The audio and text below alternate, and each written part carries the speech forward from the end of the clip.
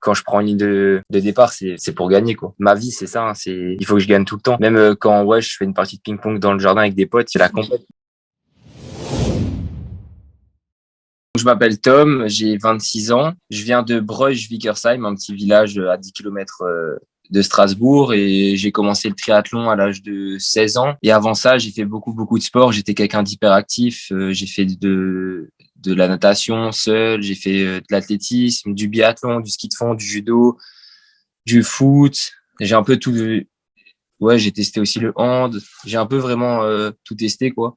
Mais c'est vraiment le triathlon qui m'a fait rester dans le monde du sport, quoi. Et actuellement, t'es où? Là, actuellement, je suis à Lanzarote. Je pense que ça se voit vu ma tenue. La chance, le soleil. Après quelques recherches, j'ai vu que tu avais commencé du coup le triathlon vers l'âge de 15 ans. Qu'est-ce qui t'a poussé à faire ce sport? Du coup, c'est mon papa qui en faisait. Lui, il s'est lancé dans le triathlon quand il avait 40 ans, il me semble. Et vraiment sur un défi, hein, au bar avec des copains, ils se sont mis un défi de faire un triathlon. Et du coup, bah, après, moi, lui, parce que j'ai fait beaucoup de sport et je me lassais très vite des sports. Au bout de 2 ans, ben, je changeais parce que j'accrochais pas. Du coup, ouais, ben, je l'ai suivi sur un entraînement et j'ai direct accroché. Et on avait une bonne équipe. Il y avait des jeunes de mon âge, dont Nathan Gerber. Et ben ouais, on a commencé en même temps avec Nathan. Du coup, on était potes au lycée, on allait s'entraîner ensemble. Du coup, c'était vraiment cool. Et après, le fait qu'il y ait 3 sports, je pense qu'il y a moins aussi le côté lassitude de l'entraînement quand on change souvent de sport. Tu nous as parlé de ton papa, j'imagine que tu as une relation particulière avec lui, vu que c'est lui qui t'a un peu inculqué ce sport. Ouais, bien sûr, bah, avec mon papa, on a quand même un lien très fort, on va dire. Ça s'est suivi dans le sport. Après, bah, pendant mon accident, il était derrière mon scooter en plus. On était sorti vélo. Bah, lui, il était derrière du coup au moment où il y a eu l'accident. Et après, même pendant la période où j'avais complètement arrêté le sport, on a quand même travaillé ensemble. Il m'a appris la rénovation, le bâtiment. Tu me diras si je me trompe, hein, mais tu es spécialisé du coup dans la longue distance.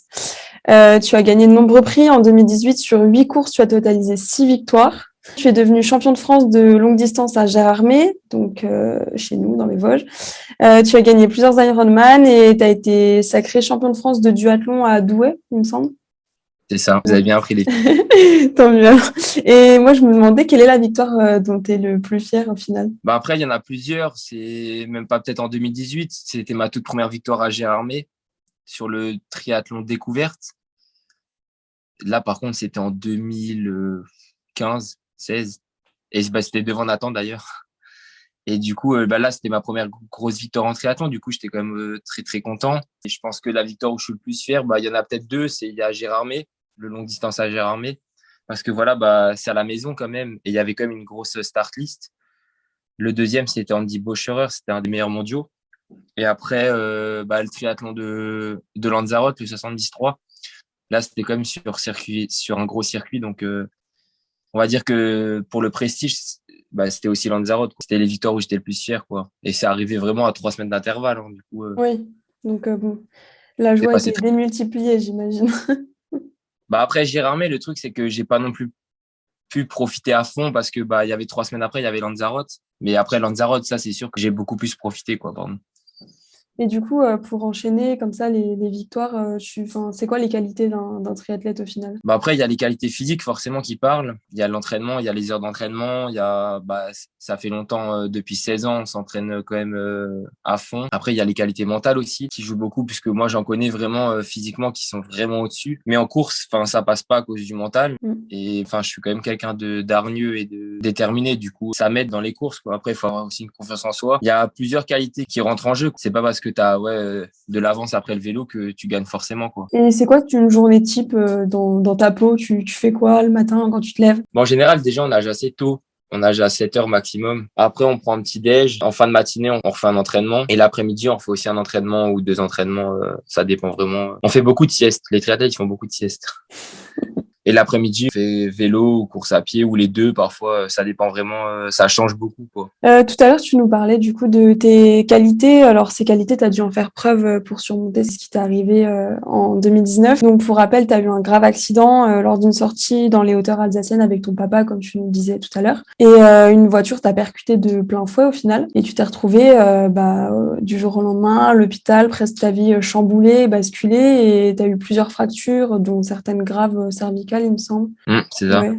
Et j'imagine que ça a été un épisode douloureux de ta vie, mais que tu t'en sers maintenant pour revenir parce qu'au final, bah, tu es là et tu veux reprendre la compétition, quoi. Enfin, faut être courageux quand même pour faire ça. Comment tu sens cette reprise à la compétition? Mais après, déjà, c'était quand même un long fleuve, quoi. Ça s'est pas passé non plus tout beau, tout rose, on va dire. Après l'accident, j'ai direct essayé de reprendre la rééducation. Mais bon, au bout d'un moment, je voyais que j'avais plus envie de me faire mal ou de transpirer. Et en fait, j'avais tellement donné pour le triathlon que l'accident, je le voyais plutôt comme un dégoût parce que voilà, j'étais dégoûté. Du coup, après, j'ai complètement arrêté. J'ai fait 1 an et demi de soirée. Et au bout d'un moment, bah ouais, au bout d'un an et demi, il me manquait quand même quelque chose dans ma vie. C'est un sentiment au final que tu retrouvais pas dans ta vie en sortant tous les jours. C'est ça. Et là, ma vie, elle était morose. Enfin, il y avait rien qui me faisait envie, quoi.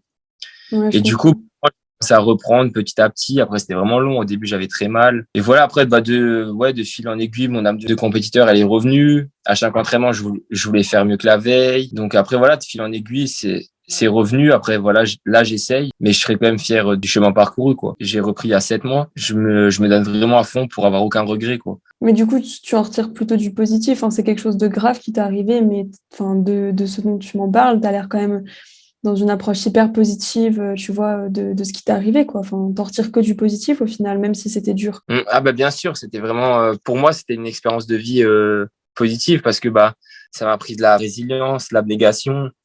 Il y a plein de choses. Enfin ouais, ça m'a appris vraiment beaucoup de choses. J'ai rencontré ma copine durant la période où j'étais fêtard. Ça montre que enfin parfois on peut tomber, mais on peut toujours se relever si on a l'envie, quoi. Et du coup, là, tu retrouves le chemin des compétitions. Tu vas renfiler un nouveau dossard samedi, il me semble. Bah forcément j'ai hâte. Après, c'est quand même un sentiment particulier parce que ben tu dis ça fait 3 ans donc tu te poses beaucoup de questions. Avant j'arrivais sur les courses, bah je savais que c'était enfin si ouais je faisais vraiment une bonne course, j'étais sur le podium, quoi. Et là bah tu te dis après 3 ans tu sais pas trop le Ouais, il niveau, faut se refaire sa il a place, quoi. évolué. C'est ça, le niveau il a progressé, tu sais pas où t'en es, tu connais pas tout le monde. Enfin même toi tu sais pas exactement où t'en es dans tes entraînements. Enfin ouais il y a plein de questions. Après forcément là enfin ouais j'ai quand même très hâte, mais il y a quand même beaucoup de questions et bah il y a un peu de stress aussi, hein. Donc voilà, après maintenant je me prends pas la tête parce que bah j'ai tout donné pour réussir, donc si maintenant ça le fait pas, c'est que je tombe sur meilleur que moi ou que voilà, quoi. Et j'imagine que tu as hâte de retrouver au final tes concurrents, tes amis en compétition. Ah bien sûr, là ça fait 3 jours je tourne en rond.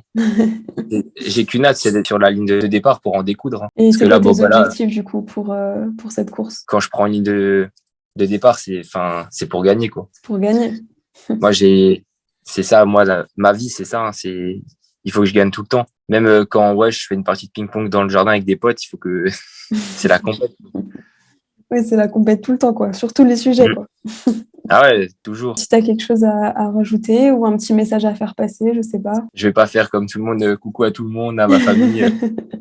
Non, franchement, bah, déjà, merci à vous de m'avoir contacté. Si je peux faire passer un message comme quoi, bah, dans la vie, voilà, quand ouais, on peut toujours se relever, quoi, pour dire aux gens que l'espoir, il est jamais éteint, quoi. Tant qu'on y croit, en fait, c'est ça aussi l'important, c'est d'y croire soi-même à son rêve. Et tant qu'on y croit et qu'on met les moyens pour y arriver, bah, on peut, quoi. Je te remercie d'avoir répondu présent à cette interview. Et c'était cool Ok, d'échanger avec toi sur ce qui t'est pas, arrivé et ton pas de parcours, quoi. souci. Bah, merci à toi, en tout cas.